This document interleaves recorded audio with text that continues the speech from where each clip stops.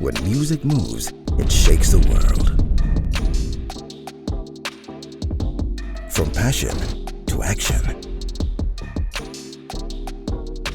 Catch conversations and inspiration as we get to know emerging artists at the Ohio University's Music Industry Summit.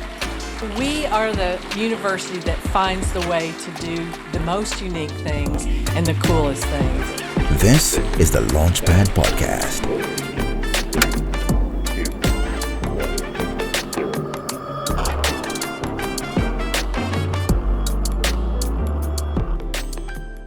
Hey y'all, and welcome to a brand new season of the Launchpad Podcast. We're coming to you from Ohio University, and this is the Music Industry Summit. We always love to say that on the Launchpad, it is all about highlighting the next best now. And the artist that I want you to dive into knowing with me, this is someone who is an artist from Cleveland, Ohio, who started rapping by freestyling at school events, right? And making music to diverse forms of production. They learned early about switching flows and being versatile. Some call him Tony Montana. We call him a firebrand, but we also call him Kaleidoscope. And he's going to tell you a little bit more about why we do that. Launchpad family, let's welcome none other than Young King Noah. Yeah, thank you so much. I appreciate you for having me on. What's up, man? Yes, sir. How you doing? I'm doing all right, man. I'm happy to be out in Athens. I'm very thankful of this opportunity to be, speaking with you guys and the opportunity to just, be surrounded by music. Yeah. So a little bit of your origin story. Why Young King Noah? Young King Noah is kind of like a term that my grandma always used to call me. She always used to be like, hey, Young King. Or like, come here, Young King, or, do this for me, Young King. Speaking that blessing over you. And, speaking that blessing on me, and I just always felt like it was so uplifting. Like people give you so many nicknames. My auntie used to call me Da Boo. My old middle school friends called me No. But like when I got called Young King, it just felt like I was, coming up to be something. So That's dope. So you said that you started freestyling when you were young. What actually got you into freestyling at such a young age? Okay, kind of a funny story. So my dad lives in Florida, right? So I used to go over there every single summer. And Drake dropped Take Care, right? And me and my dad listened to it. And it's funny because he was like, hey, you think you could rap on this? I was like, man, I don't know how old I was, probably 10 or something. Yeah. And I'm like, sure, I'll try. I'm like, bat, hat, rat, nat. And I'm like, okay, he just hyped me up. So from there, it came to school. It came to a friend of mine, Josh, rest in peace. He would be a pencil tapper. He'd be pencil tapping, and we just rap all day throughout high school, throughout middle school, and it just became a part of my life. Man, that pencil tapping just brought back memories. Those are some of the best days of school, bro. And it's rest in peace to your dude. I remember back in the day for me, it was you have the pencil tapper, and I'm there, and I'm rapping. And then the teachers would be like, who's making all that noise? And then everybody scatters. Mm-hmm. Was that the same experience? I would say, yeah, it's pretty similar, man. And we just go to a different table or something, like we did. They couldn't stop the rock, you know what I mean? For sure. So you worked with OU's illustrious Brick City Records, right? And you say it widened your scope as an artist and kind of helped you see things differently. What are some of the things you can say you changed as a result of being closer with Brick City Records? I would say that the concept of a brand was something that I didn't heavily dive in on.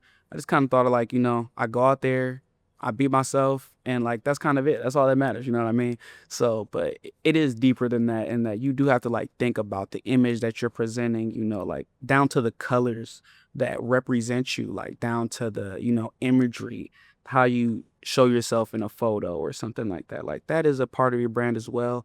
And I thought it was really cool to work with actual producers, a team of producers. A lot of my beats are something that a friend of mine made, or I made loosely, or I found somewhere else. So working with the team of producers was really cool. Yeah.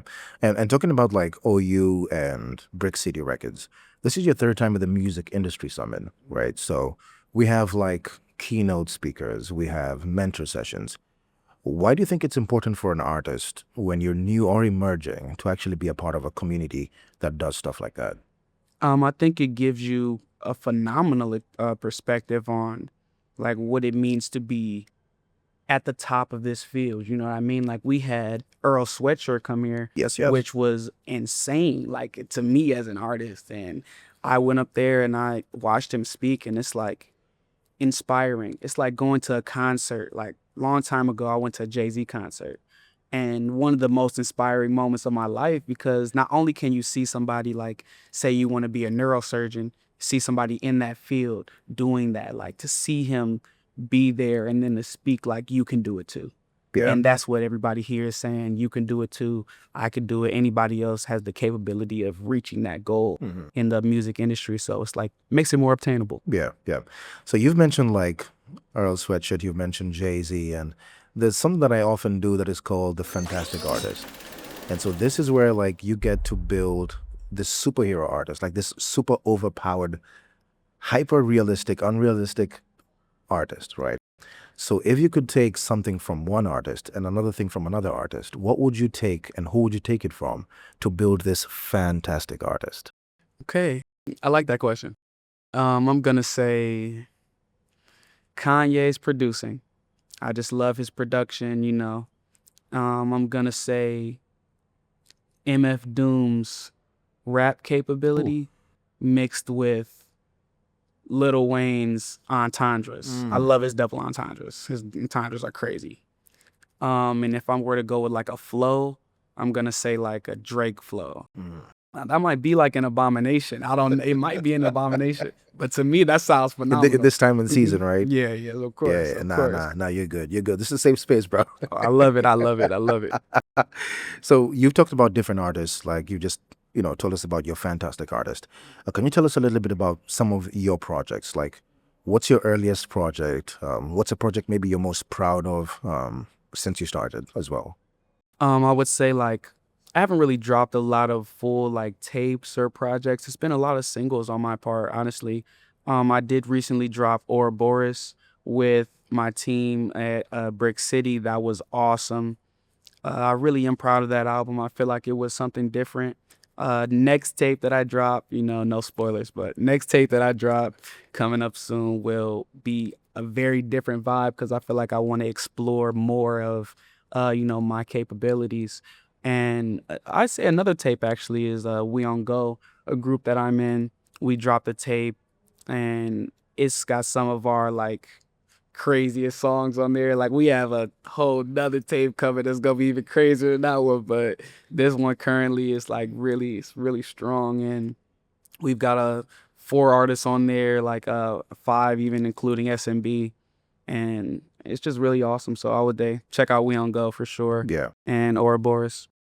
So stylistically speaking, you said how you learned to switch flows and use different musical productions and stuff like that. Do you feel that that's something close to you trying to bring your personality into the music? Because someone told me like you're super soft-spoken, a pretty chill dude, and then you listen to the music and it is just like, we were joking. I was like, Bankai. Yeah. You told me that you really like Bleach. What do you think that aspect of your personality and changing all that does for your music and the story of who you are? And kind of like we were talking about, I think it's very freeing to like have another level. You know what I mean? Like you say with the Hollow Mask, or like I was saying with like Nine Tails, I feel like there's another level that you can go, that you can push yourself even further, like Super Saiyan. You could push yourself even further than the surface level strength that you have. And I feel like having that in my mind has always helped me push through. So when I hear a beat, it's like Hannah Montana style beat or something like that, or it's like a Kendrick Lamar style beat, I attack it as if I can do it, as if it's easy for me because I have another level. You know what I mean? Yeah, So for sure. I would just say that it definitely added to like my overall character when it comes to rapping and drive. You mentioned drive, and actually one of the lyrics in your song says, facing a death kind of drive. I wanted to talk about your process, like what drives you, because when I heard that, it's not every day that somebody says that they're facing a death kind of drive, and I think that's from King's Pen. So what does that mean for you? Like what drives you so much that you can actually say a statement like that? I would say extreme extreme passion, man. There's not a lot of things I love more in this world than music. And since I was a kid, it's always been what I wanted to do. Like for a moment, I wanted to be a vet. For a moment, I wanted to like really help animals. But my whole life, I've loved music. I've been inspired by artists. I've been inspired by fashion and music. Everything's just been centered around music my whole life. And it only makes sense for me to follow through. And I've had situations, I've had car accidents, and that's kind of where that lyric comes from. I've had car accidents. I've had situations where things have like blown up in my face, literally. And it's like every time that happens to me, I think about music. I think about how I could change or how I could grow as an artist and like use the time that I have now. So I think time is precious. And I think that, to do the most with it is the best use you can do. That's actually pretty deep, man. Like, the fact that even when you have a car accident and all these things, you think about the thing that matters to you most, the music and what that makes you feel. And coming up from something like that and saying, you know what, like, I'm not going to chill. I'm actually going to go 100 times deeper and further because I almost lost this. I think that's really, really profound, bro. You've mentioned the car accident. Are there any other obstacles that you can say you faced that sitting down here, you look and you're like, I'm proud of young King Noah. Like, yeah, dude, like you came from so far. Like, are there any obstacles that you faced in your journey so far that you can share with us? I would say like growing up in a one-parent household, like of course I had my sister and like stepdad, but like not having my actual father in the household definitely like played a big impact into me growing up and me coming up. Like I wouldn't say like we were in extreme poverty, but like sometimes like getting meals was a difficulty, and I feel like knowing that there is a struggle, like there is kind of a struggle, like there is, and it's sometimes you're in that moment, you eating bologna sandwiches every day, you don't even think about it, you know what I mean? Yeah. But like looking back, as you said, it really like opens your eyes, like, you really came from something and you're really going somewhere, like every day that you, even like a lyric that you didn't have yesterday, like that's a development and that's growth. Seeing that growth, seeing the bologna sandwiches turn into ramen eaters, that just kind of felt like it was something, even that one lyric, Yeah, so yeah, it for was sure, cool. for sure. So we have something that we always do as a Launchpad family, and it's called Picture Perfect, right? So it's like, how would you feel best supported as an artist? And how can the Launchpad family get you to that place where you feel supported? So like, picture perfect scenario. How can you feel best supported as an artist, and how can we help? I would say like best supported, I think a big issue of mine personally is like marketing, is getting myself out there. Like I feel like I have the talent, me and the people I'm around, we all have the talent, and I'd say we all have similar issue in that we just got to get out there, like we got to start posting, we got to get in people's faces, hand out posters, start putting things up. Like we got to start really doing the groundwork that I see artists like Jay-Z, or even like looking farther back, Biggie, selling CDs on the streets, freestyling out on the streets, and like really getting people to see them. I think that's what we need. We need eyes right now. Yeah, yeah. So what are your socials? How can people get in touch with you, connect with you? Do you have any performances soon? Like, give us the lowdown. Okay, so I'll start off with YNG King Noah on all platforms, TikTok, Instagram. Those are like the two things that I'm on the most. I like do the most sort of like promotion and stuff like that on there, but everything YouTube is all like Young King Noah or YNG King Noah. Tape probably dropping tonight or tomorrow night. I'm dropping the deluxe for Ouroboros, a few more songs, and then I'm dropping 3 songs as well on like a separate track called From the Throne or Fall from the Throne. So I am excited for those. And other than that, I'd say that's probably about it for now. Yeah, yeah. Anything that you'd love to leave us with as the Launchpad family? Take it away. All I gotta say is we on Go to Team. Yes, yes. Well, thanks for coming through, my man. Of course, brother. All the best with everything. Keep us updated. We're going to let the Launchpad family know what you're up to. Let us know any concert dates and anything like that. And when you eventually go back into the studio and go Bankai, the Launchpad family's got you. Oh, yes, they do. I bet. All right. For sure. All right. Stay with us. We still have so many more great episodes coming up on the Launchpad podcast. Remember, it is season 2, and it is live from Ohio University's Music Industry Summit. If you're not here, where are you? Thanks for watching or listening to the Launchpad podcast. Click the links in the About page to get to know more about our artists, follow their journeys, and also find out what comes next in their story. Don't forget to like, subscribe, and see you at the next launch.